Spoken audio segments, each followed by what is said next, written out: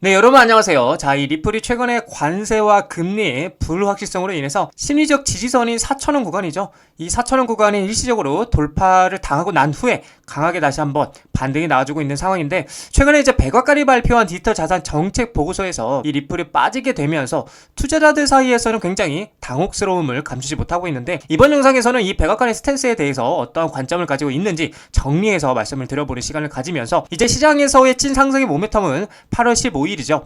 8월 15일 SEC와의 리플의 소송 항소 여부가 주목이 되고 있는데, 관련돼서 대응 방법과 어떤 이슈들인지 함께 살펴보도록 하겠습니다. 자, 뉴스를 보게 되시면 트럼프 전략 비축 암호화폐 리플 XRP는 탈락이 됐고요. 그렇게 백악관 보고서에 보고가 됐다라고 하고 있는데, 자, 내용을 보게 되면 백악관이 발표한 디지털 자산 정책 보고서에서 리플이 빠졌다. 전략 비축 암호화폐 진입하려고 시도해온 리플 XRP로서는 큰 충격이다라고 얘기를 하고 있는데, 자, 비트코인, 이더리움, 솔라나 그리고 체인링크, 유니삭과는 대조적 상황이다라고 얘기를 하고 있어요.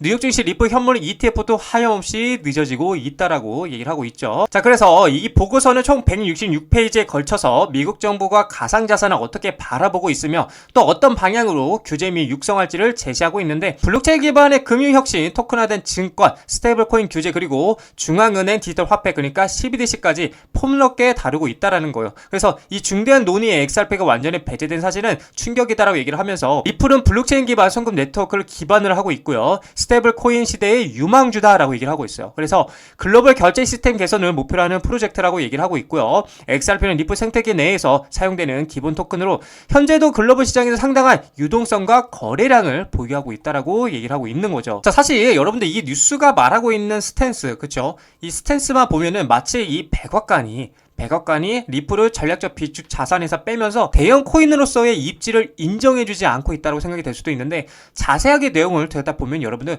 결국 중요한 팩트, 그쵸? 이 중요한 팩트는 리플에게 유리한 내용이 담겨져 있다라는 사실입니다. 자, 일단은 이 XRP가 전략적 비축 자산에서 언급이 안 되고 빠지게 된 이유를 먼저 설명을 드리자면, 아무래도 이제 지속적인 SEC와의 소송 규제 및 불확실성이라 볼 수가 있는데, 여러분들도 잘 아시겠지만 리플은 2020년도, 그쵸?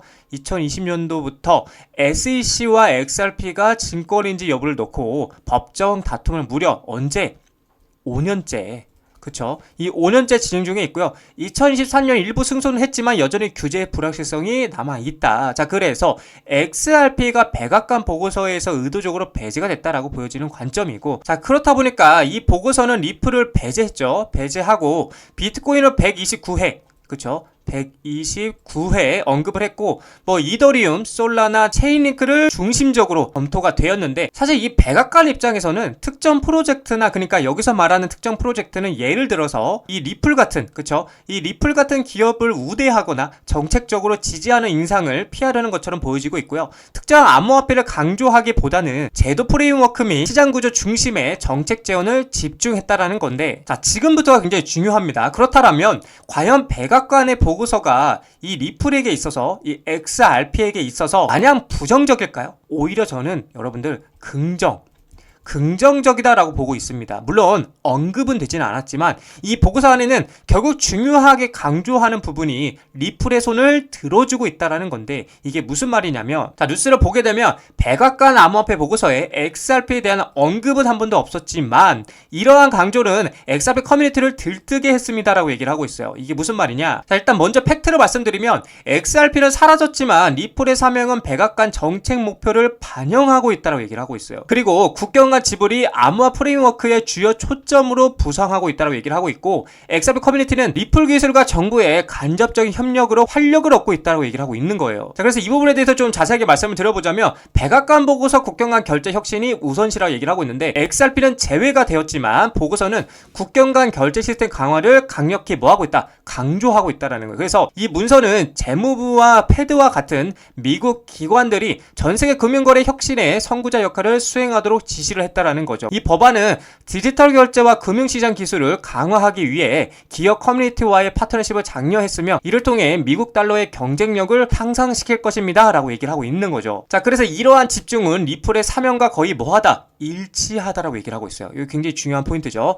일치하다. 리플 플랫폼 RLUSD, XRP 그리고 온디맨드 유동성, 그러니까 ODL이죠. 상품은 이미 효율적인 국경간 서비스를 제공하고 있다고 얘기를 하고 있고요. 그래서 미국은 방금 필요한 것이 무엇인지를 말했는데 그것은 비트코인이 아니라고 얘기를 하고 있는 거예요. 그럼 뭐겠어요? 리플이라는 거겠죠. 그래서 백악관 암호화폐 보고서가 나왔습니다. 국경 간 결제 혁신이 최우선 과제라고 얘기를 하고 있고요. 리플은 그러한 미래를 구축하는 데 앞장서는 미국 기업이다 라고 얘기를 하고 있어요. 그래서 XRP가 이를 구동하고요. RLUSD가 이를 연결하고 ODL이 이를 확장한다라고 지금 굉장히 리플 친화적인 얘기를 하고 있다라는 거죠. 자, 여러분 지금 미국 정부, 그쵸? 미국 정부가 이렇게 리플을 배제하는 이러한 스탠스로 알게 모르게 리플을 빼면서 이 불확실성, 그쵸? 이 불확실성을 조성하고 개미털기를 하고 있다라는 겁니다. 이 리플 같은 경우는 현재 미국 샌프란시스코에 본사를 두고 있고요. 미국 내 고용과 기술 발전에 기여를 하고 있기 때문에 보수 진영의 미국 우선 정책에 맞물릴 수밖에 없어서 미국 정부는 이 리플 친화 정책을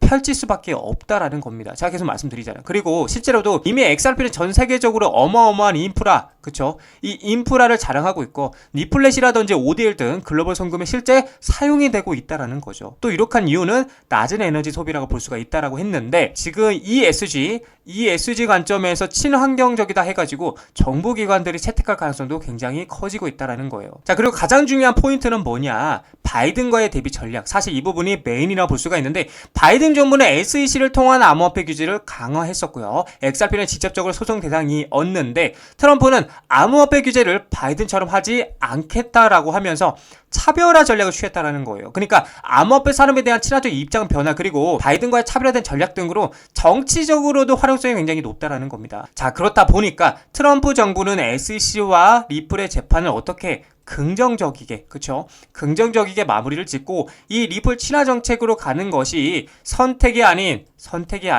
필수 뭐다? 수순이다.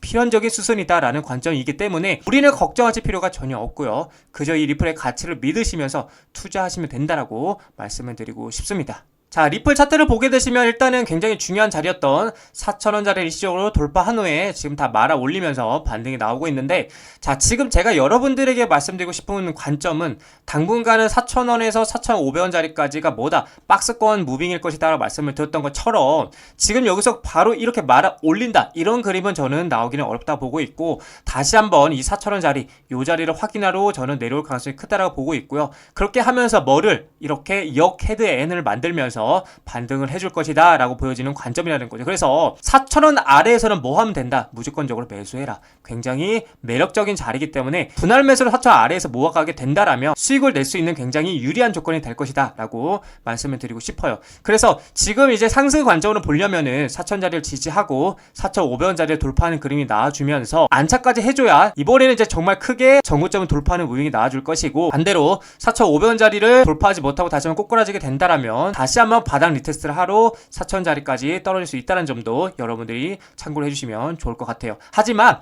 떨어지면 땡큐입니다. 뭘 해야 된다고요? 매수하면 되니까요. 그래서 일단 제가 바라보는 뷰는 굉장히 긍정적이다라는 관점이고 계속해서 4,000원 아래에서 모아가시면 된다라고 말씀을 드리고 싶습니다.